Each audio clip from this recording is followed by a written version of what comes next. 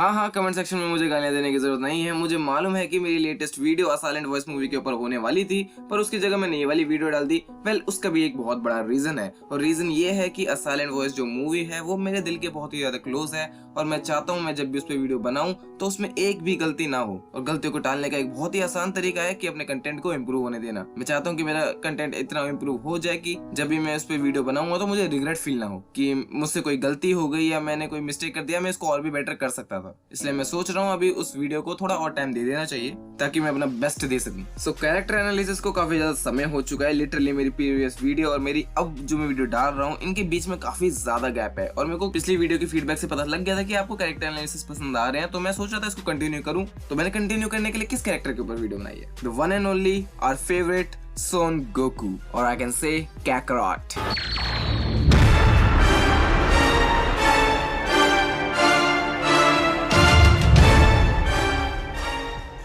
Goku ये एक ऐसा नाम है जो हर किसी के मन में एक बहुत ही स्पेशल जगह बना के बैठा हुआ है। फिर चाहे वो बंदा एनिमे दिखता हो या ना दिखता हो, हर किसी को गोकू के बारे में तो मालूम ही है। और मालूम हो भी क्यों ना, ये बंदा है एक ऐसा लेजेंड जिसने हमारे बचपन में हमारा दिल जीत लिया था। फिर इस फाइटिंग स्टाइल्स वो इतना इनक्रेडिबल था, मैं उसके बारे में क्या ही बताऊं। पर आजकल की एनिमे कम्युनिटी में कुछ और ही बातें चल रही हैं। लोगों को लगता है गोकू डम है, वो बच्चों वाली हरकतें करता है और वो सिचुएशन के हिसाब से डिसीजन नहीं ले सकता, और कई बार तो वो ऐसी ऐसी बातें कर जाता है जो कि बहुत ही ज्यादा वियर्ड लगती हैं। जैसे Goku is a grown up man, उसकी एज अराउंड 47-48 होगी और उसके 2 बच्चे भी हैं, उसका एक ग्रैंड चाइल्ड भी है। वो एक दादा बन चुका है और उसे अभी तक ये नहीं पता कि वाई कपल किस। और वैसे भी गलतियों को एक बार इग्नोर किया जा सकता है, बार बार नहीं। और जैसे यूनिवर्स 7 वर्सेस यूनिवर्स 6 की फाइट से पहले जो एग्जाम हुआ था, रिटन टेस्ट हुआ था, उसमें भी गोकू के लगे ही पड़े थे। और यही नहीं, ऐसे कई सारे मोमेंट्स आपको पूरी ड्रैगन बॉल में मिल जाएंगे जहाँ पे ओपोनेंट को वो सेजो बीन दे देता है, और कई बार तो अपनी एनर्जी का हिस्सा ही दे देता है, और अपने 12 साल के बच्चे को एक मॉन्स्टर से लड़वाने भेजता है जिससे वो खुद तक नहीं जीत सकता। और अगर मैं सच बताऊं तो ये तो कुछ भी नहीं है। ऐसे कई सारे दुनिया भर के मोमेंट्स आपको पूरी ड्रैगन बॉल की फ्रेंचाइज में मिल जाएंगे जहाँ पे गोकू ने ऐसी ऐसी हरकतें कर रही हैं जिसको अब आप डम नहीं बोलोगे तो और क्या बोलोगे। जैसे टूर्नामेंट ऑफ पावर, जो कि खुद में ही एक बहुत बड़ी गलती थी गोकू की। और हमें ये भी बताया जाता है कि Goku is a martial artist. उसने अपनी सारी जिंदगी ट्रेनिंग में निकाल दी, जिसमें फिजिकल टॉर्चर से लेके मेडिटेशन तक उसने सब कुछ किया हुआ है। और अगर आपको पता नहीं हो तो बता दूं, अप्रोक्सीमेटली 100 से ज्यादा टेक्निक्स को गोकू ने मास्टर किया हुआ है सेपरेटली। उसे 11 ट्रांसफॉर्मेशंस आती हैं। Even God of destruction Beerus तक ने उसको एक प्रोडिजी का खिताब दे दिया था ड्यूरिंग द फाइट। और इससे बड़ी बात क्या हो सकती है? एक डेटी आपको आके एक प्रोडिजी बोलता है, इसका मतलब समझते हो? It's a compliment from the God. So why Goku is so naive? देखो, इसके 2 रीजंस हो सकते हैं। पहला है कैरेक्टर पर्सनालिटी और दूसरा है ऑथर्स पर्सपेक्टिव। सो पहले हम गोकू की पर्सनालिटी के बारे में बात कर लेते हैं। सी गोकू इज अ सेयन, वही सेयन स्पीशीज जो एक प्लेनेट को कॉन्कर करने और उसकी लाइफ को एक्सटर्मिनेट करने के लिए जानी जाती है। ज्यादातर टाइम उनमें दया भावना जैसी कोई चीज नहीं होती। अग्रेशन और क्रूएलिटी तो इनके रग रग में बहती है। एंड देयर इज अ बारडॉग, एक ऐसा लो क्लास सेयन जिसके अंदर बहुत ही ज्यादा प्राइड है और उसको बहुत ही ज्यादा चैलेंजेस से लड़ना पसंद है। उसको अपने से ज्यादा ताकतवर लोगों से लड़ना पसंद है ताकि उसे ज़ेनकाई बूस्ट मिले और वो ज्यादा ताकतवर हो जाए अपने हाई क्लास सेयन से भी। बट अनलाइक अदर सेयन्स, बारडॉग कभी भी कोई भी जजमेंट पास करने से पहले काफी ज्यादा दिमाग लगाता है। वो सोचता है बिकॉज ही इज स्मार्ट। और हर लो क्लास सेयन बारडॉग की बहुत ज्यादा रिस्पेक्ट करता है बिकॉज वो कभी भी अपने पार्टनर्स को किसी भी सिचुएशन में छोड़ के नहीं जाता। वो उनकी जिंदगी से बहुत ही ज्यादा प्यार करता है। He is more like a good leader, एक smart companion, a bad person, और एक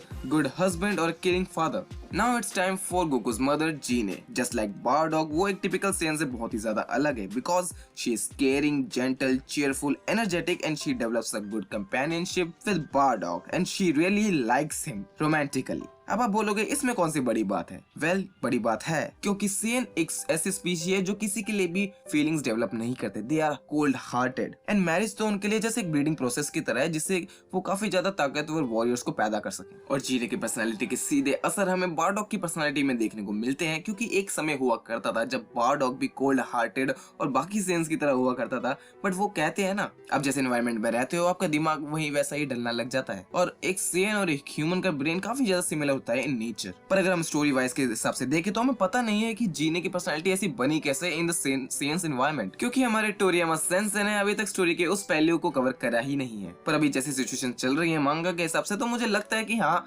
आगे जाके हमें पास्ट की चीजें ज्यादा देखने को मिलेंगी ताकि इस स्टोरी को भी थोड़ा सा कवरेज मिल सके। तो अपने टॉपिक पे वापस आते हैं। So that's how our Goku was born. Initially जब वो पॉड में था तब उसने बारडॉग की पर्सनालिटी को अडॉप्ट कर लिया था, and that's why he's so aggressive, energetic, and he doesn't scared of anything. And that's not Goku, that's Kakarot. And he is a kind of nuisance. जब वो पहली बार धरती पे आया, he is kind of nuisance to Grandpa Gohan. वो Kakarot को नहीं संभाल सकते थे क्योंकि वो हमेशा इधर उधर भागता रहता था और aggressive behavior दिखाता रहता था until he fell from the waterfall. उस इंसिडेंट के चलते कैकरॉट के सर पे एक बहुत ही गहरी चोट लग जाती है। वेल, मैं कोई बायोलॉजिकल एक्सपर्ट तो नहीं हूँ, तो मैं नहीं बता सकता ऐसे कौन से दिमाग के हिस्से पे लगी है गोकू के जिस वजह से उसकी सारी मेमोरी वाइप आउट हो गई और ऐसा लगता हो जैसे किसी ने रीसेट का बटन दबा दिया हो। And due to that incident Kakarot की पर्सनालिटी शिफ्ट हो जाती है from Bardock to Gine, and that's how our Goku we know today was born. Now just like his mother, he is cheerful, caring, energetic and a loving person,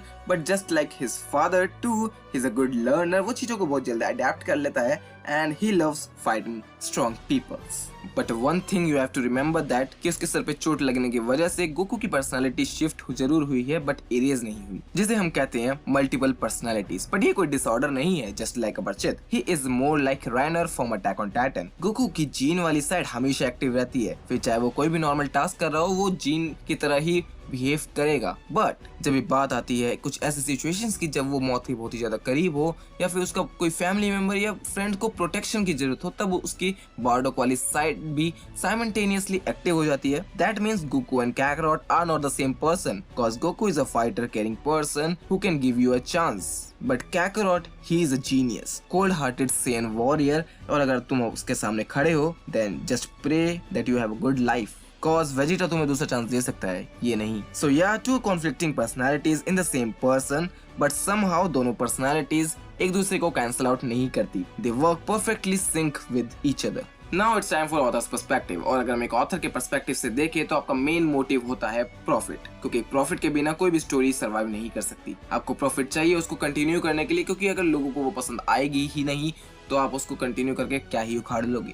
और उसको engaging बनाने का बहुत ही आसान तरीका है, जोक्स ऐड कर दो, डम कैरेक्टर ऐड कर दो, वो अपने आप ही एंगेजिंग होती जाती है। उनकी हरकतें देख के लोगों को मजा आता है और ऐसा बहुत ही सारे अलग अलग एनिमे ट्राई कर रहे हैं, जैसे डीमन स्लेयर, पर वो उसमें फेल हो गया। बट कुछ एनिमे हैं जो कि इसमें बहुत ही अच्छे हैं, जैसे जुजुत्सु काइसन। और अगर हमने ड्रैगन बॉल और ड्रैगन बॉल जी पुराने टाइम पे देखा है, जब वो हिंदी में आया करता था, तो आपको पता चलेगा कि गोकू की डबिंग इतनी ज्यादा सीरियसली की जाती थी कि आपको कभी ऐसा महसूस ही नहीं होगा कि ये एक डम पर्सन बोल रहा है और ये कभी मजाक भी कर सकता है। और अगर हम इंग्लिश डब की बात करें तो भी उसमें सेम ही सीन है, गोकू की डबिंग बहुत ही ज्यादा सीरियसली की जाती थी। बट अगर हम देखें Japanese dub, so that's dub kind of sucks. Well, इसके बहुत सारे रीजन हो सकते हैं, उनमें से एक बहुत बड़ा रीजन है कि जो गोकू की वॉइस आर्टिस्ट है, जापानीज वॉइस आर्टिस्ट, वो बहुत ही ज्यादा एज हो चुकी है उनकी, और वो तो आपको पता ही होगा कि टाइम टू टाइम हमारी बॉडी पार्ट्स हमारा साथ देना छोड़ देते हैं।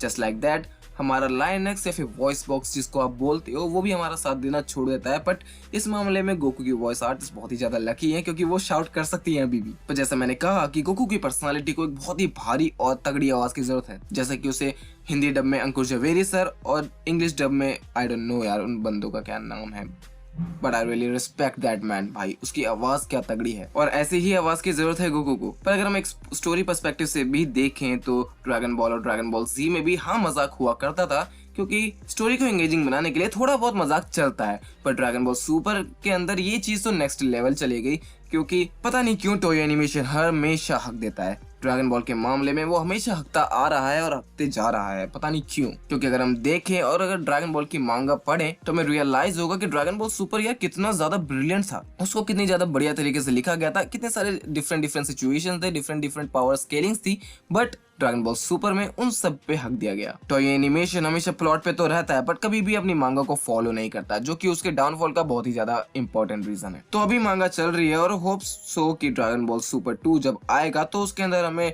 ड्रैगन बॉल जी वाला गोकू देखने को मिले, जिसका मैं बहुत ही ज्यादा इंतजार कर रहा हूँ। तो हाँ गाइज, आज के लिए इतनी ही थी वीडियो गोकू का कैरेक्टर एनालिसिस। अगर आपको ये वीडियो पसंद आई तो वीडियो को लाइक कर देना, चैनल को सब्सक्राइब कर देना अगर नए हो तो, क्योंकि आखिर कौन है ये 90% लोग जो मेरे चैनल को सब्सक्राइब नहीं करते पर फिर भी मेरी वीडियो देखने आते हैं। अगर मेरी वीडियो पसंद आ रही है तो भाई सब्सक्राइब करो, पे करने की जरूरत नहीं है भाई, सब्सक्राइब करना फ्री होता है और इससे हमें भी थोड़ी मोटिवेशन मिलती है अगली वीडियो बनाने के लिए। तो हाँ, अगर आपके कोई थॉट्स हैं, आपके कोई कमेंट्स हैं इस वीडियो से रिलेटेड, तो आप उसको कमेंट सेक्शन में डाल सकते हो। मैं आपसे मिलूंगा अगली वीडियो में, तब तक के लिए गुड बाय।